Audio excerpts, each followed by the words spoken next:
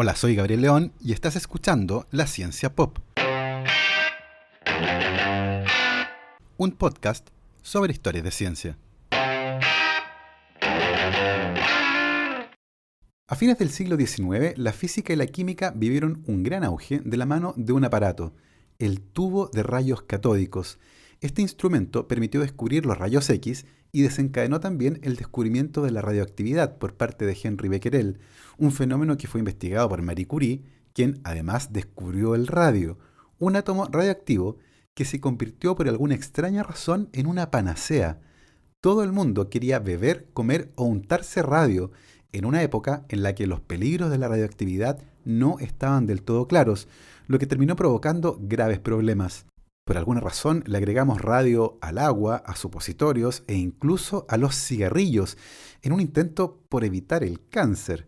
En el capítulo de hoy de la Ciencia Pop vamos a revisar de hecho uno de los incidentes más notables que ocurrió asociado a esta locura por la radioactividad. Es la historia de las chicas del radio.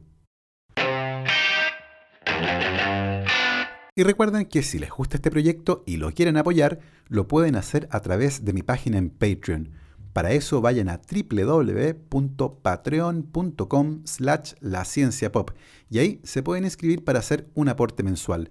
Agradezco desde ya a todos los que se han inscrito, particularmente a Sebastián Toledo, Hablemos.de Alberto Montt y Laura, Fernando Toro y Claudia D'Alenson. Muchísimas gracias a todos.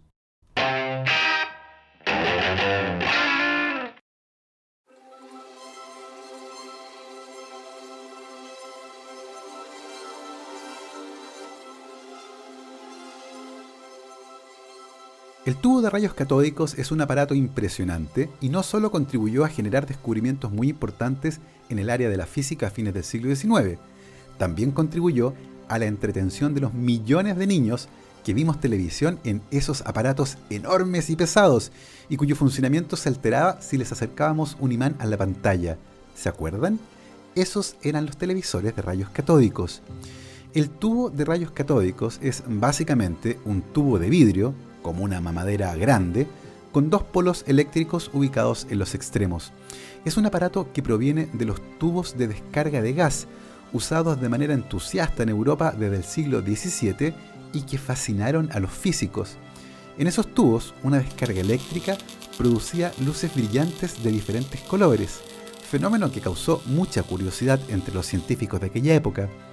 En 1838, el gran científico inglés Michael Faraday aplicó un gran voltaje en un tubo de rayos catódicos modificado, en el que se había aplicado vacío, y observó un arco de luz muy extraño que comenzaba en el cátodo, el polo negativo del aparato, y se proyectaba al ánodo, el polo positivo.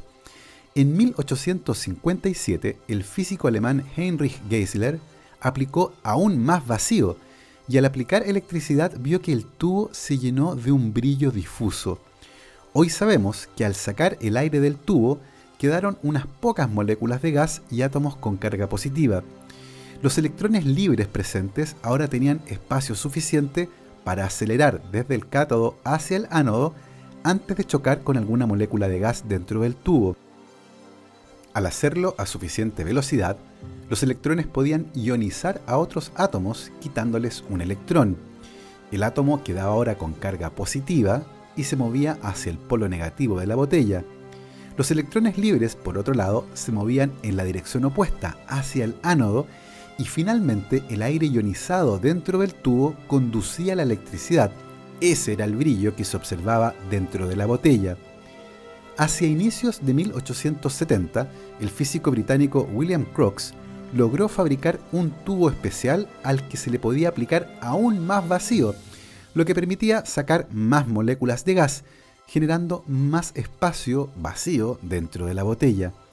Estos tubos fueron llamados tubos de Crookes en honor al científico que los fabricó, y con ellos se hizo un descubrimiento fundamental.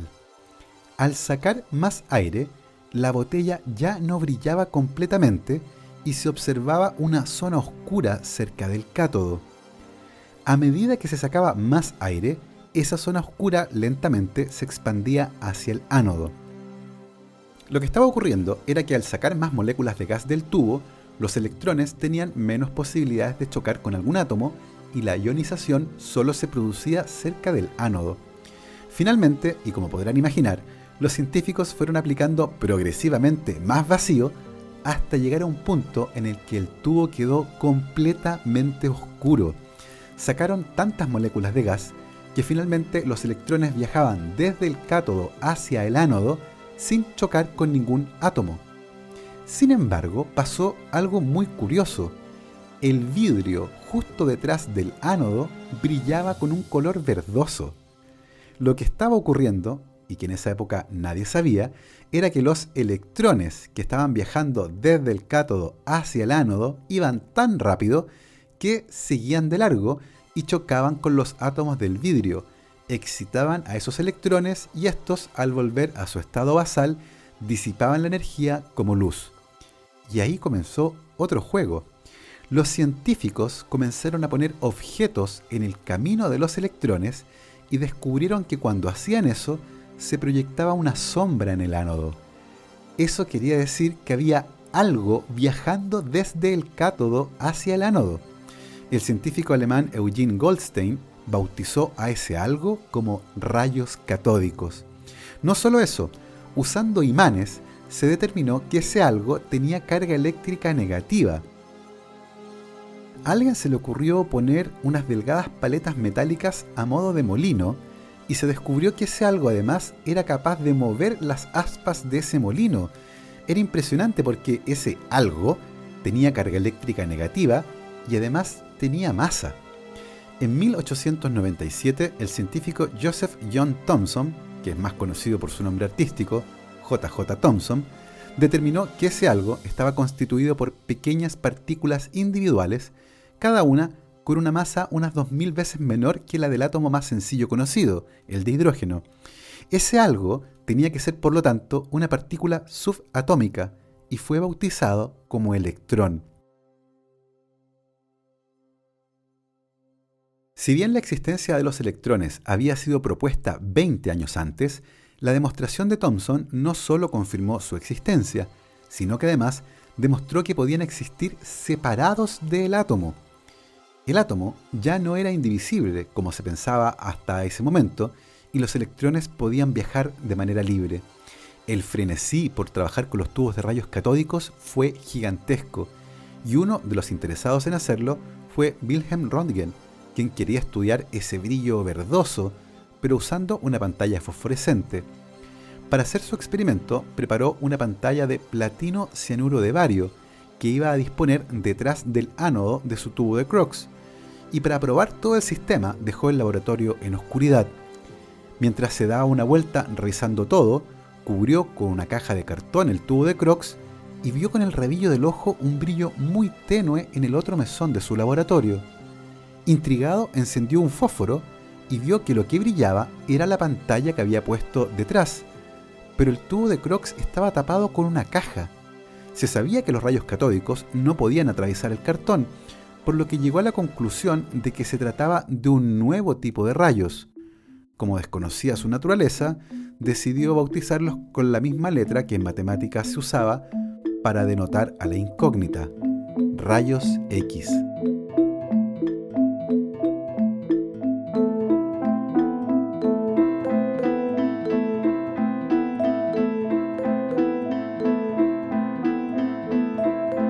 El choque de los electrones con el vidrio en el aparato de Crookes era el responsable no solo de producir el resplandor verde, sino también de emitir este nuevo tipo de radiación, los rayos X, algo que Röntgen se demoró un tiempo en comunicar porque estaba algo complicado con los resultados.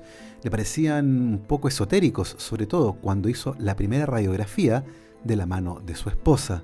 El descubrimiento de los rayos X fue completamente revolucionario, tanto que Röntgen fue el primer galardonado con el Premio Nobel de Física el año 1901 por este descubrimiento.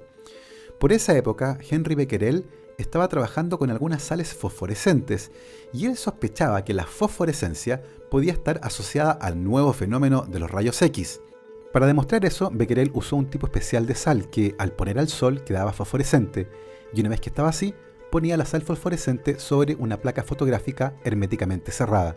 Y efectivamente conseguía velar la película en la zona donde había puesto las sales fosforescentes. Becquerel estaba entonces convencido de que la fosforescencia producía rayos X. Sin embargo, un día pasó algo que cambió completamente el curso de las investigaciones de Becquerel. Un día se fue a preparar sus sales para hacer el experimento, salió a la calle para cargarlas con la luz del sol y descubrió que estaba nublado. Sería imposible hacer un experimento ese día.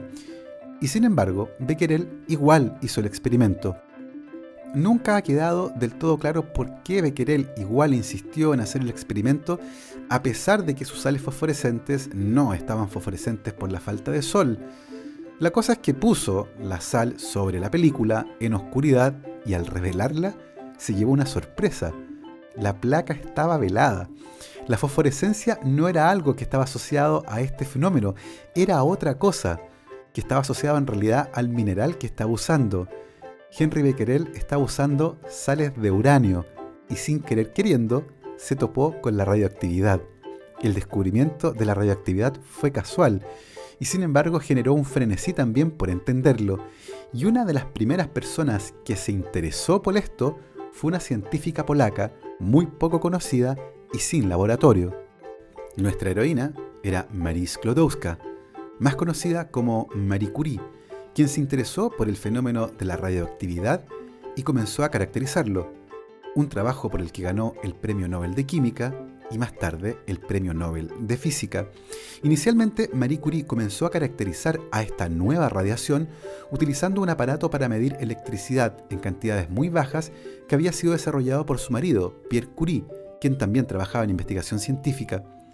Pero el interés de Marie Curie por la radioactividad comenzó a generar interés también en su marido cuando descubrió que el uranio presente en las sales de uranio no era suficientemente fuerte como para generar toda la cantidad de energía que ella estaba detectando. Tenía que haber ahí otra cosa. Esa otra cosa correspondía a dos elementos químicos nuevos. Uno fue bautizado como polonio, en honor al país de Marie Sklodowska, Polonia. El otro fue bautizado como radio. Y ese en particular tenía varias propiedades y una de ellas era que brillaba en la oscuridad. Otra de las propiedades que rápidamente logró ser descrita fue el potencial peligro que tenía para los tejidos. Henri Becquerel, por ejemplo, en 1901 sufrió graves quemaduras luego de andar todo el día con una muestra de radio en el bolsillo de su chaqueta. Henri Becquerel rápidamente se dio cuenta del potencial que esto tendría en medicina, por ejemplo, para tratar tumores. Sin embargo, todavía no estaba del todo claro lo peligroso que podía llegar a ser la radioactividad. Tanto así que el propio Henri Becquerel murió a los 55 años, pocos años después del descubrimiento de la radioactividad.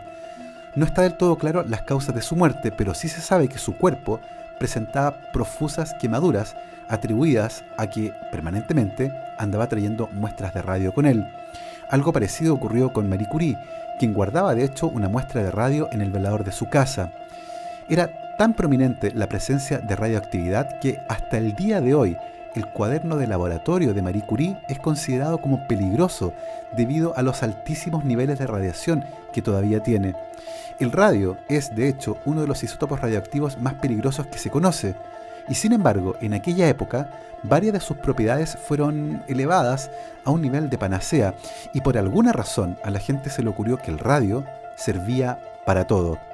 Y de eso justamente les voy a hablar después de esta pausa.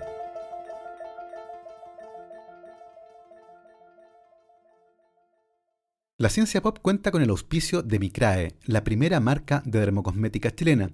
Su crema facial anti-envejecimiento contiene el extracto único BioAlgae, creado en Chile en base a lo mejor de la microalga clorela. Su concentrado tiene propiedades que generan efectos nutritivos y directos sobre tu piel. Vayan a www.micrae.cl y podrán comprar con un 15% de descuento si utilizan el código promocional CienciaPop, todo junto. Micrae, dermocosmética basada en ciencia. El radio había sido descubierto en 1898 y rápidamente fue aclamado como un elemento milagroso. Las propiedades inusuales y únicas del metal radioactivo capturaron la imaginación tanto de la comunidad científica como del público.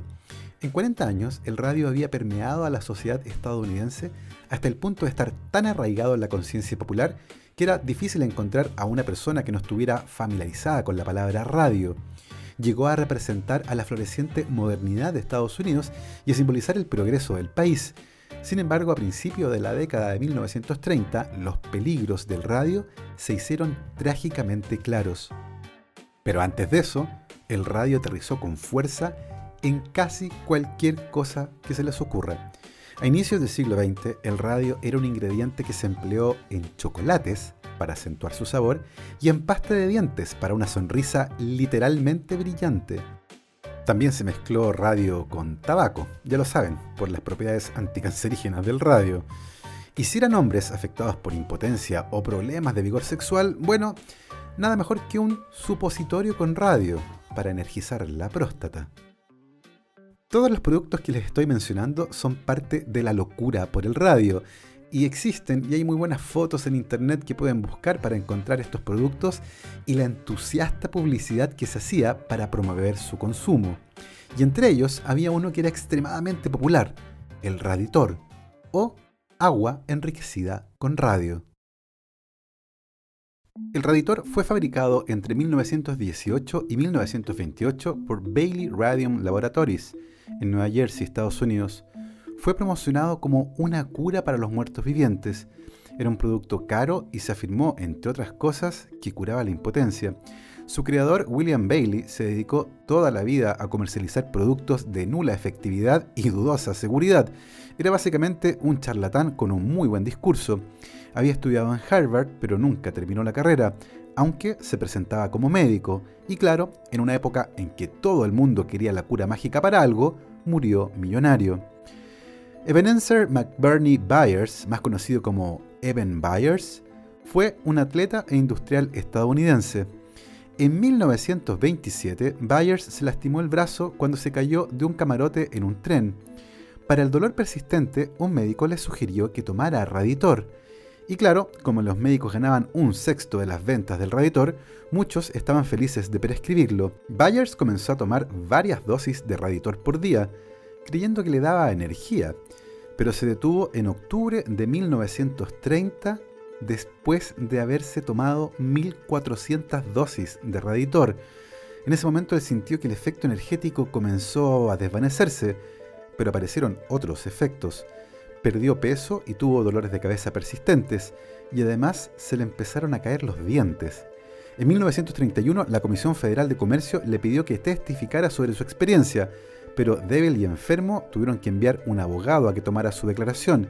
Este informó que toda la mandíbula superior de Byers, excepto 2 dientes frontales y la mayor parte de su mandíbula inferior, le habían sido extirpadas, y además que el tejido óseo restante de su cuerpo se estaba desintegrando y que se le estaban formando agujeros en el cráneo. Byers murió el 31 de marzo de 1932 por algo que fue catalogado como envenenamiento por radiación. Probablemente su muerte se debió a que padecía múltiples tipos de cáncer. Está enterrado en un cementerio en Pittsburgh en un ataúd forrado con plomo. Su cuerpo fue exhumado en 1965 para determinar cuál había sido la dosis de radiación que había ingerido, y el cuerpo todavía mostraba niveles altísimos de radiación. Pero probablemente la historia más importante para poder cambiar la legislación en lo que respectaba al uso del radio es la historia de las chicas del radio, una historia que está vinculada con una empresa llamada US Radium Corporation, una empresa de Estados Unidos que se hizo famosa y ganó mucho dinero durante la Primera Guerra Mundial. En aquel entonces, los soldados metidos en trincheras tenían graves problemas para poder ver la hora, básicamente porque todo el mundo usaba reloj de bolsillo, que eran tremendamente inadecuados, y los perdían de manera recurrente. En ese momento nació una innovación, el reloj pulsera, una correa de cuero que permitía que el reloj se amarrara a la muñeca. De esa forma los relojes se dejaron de perder, pero había otro problema: era imposible ver la hora de noche, porque claro, si prendieran una luz, iban a terminar bajo fuego enemigo. Los científicos alemanes habían desarrollado una pintura luminosa unos años antes. Esa pintura brillaba debido a una pequeña cascada de reacciones químicas bastante sencillas, pero que básicamente dependían de la presencia de una cantidad pequeña de radio que podía estimular a una pintura fosforescente compuesta principalmente por zinc. Esa luz generaba un resplandor verde muy pálido, que era muy tenue para verlo de día, pero de noche era lo suficientemente luminoso como para permitir que el reloj fuera legible, sin que además fuera detectado por un enemigo mirando de lejos. Cuando terminó la Primera Guerra Mundial, los nuevos relojes de los soldados con esferas brillantes y brazaletes de cuero se convirtieron en el último grito de la moda. También los relojes que fabricaban para las casas, revestidos de oro y también con ébano.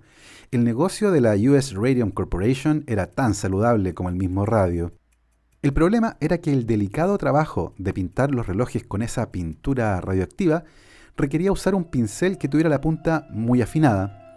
Y en la US Radium Corporation le enseñaron a las obreras que pintaban los relojes que la mejor forma de conseguir un pincel muy afinado era utilizar la boca, y con los labios podían afinar la punta del pincel para poder pintar las finas líneas y números en los relojes.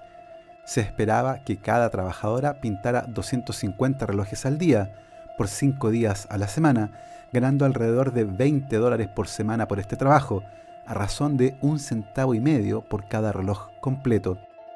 Al poco tiempo, muchas de las mujeres comenzaron a sufrir anemia, fracturas óseas y necrosis de la mandíbula, una condición que ahora se conoce con el nombre de mandíbula de radio.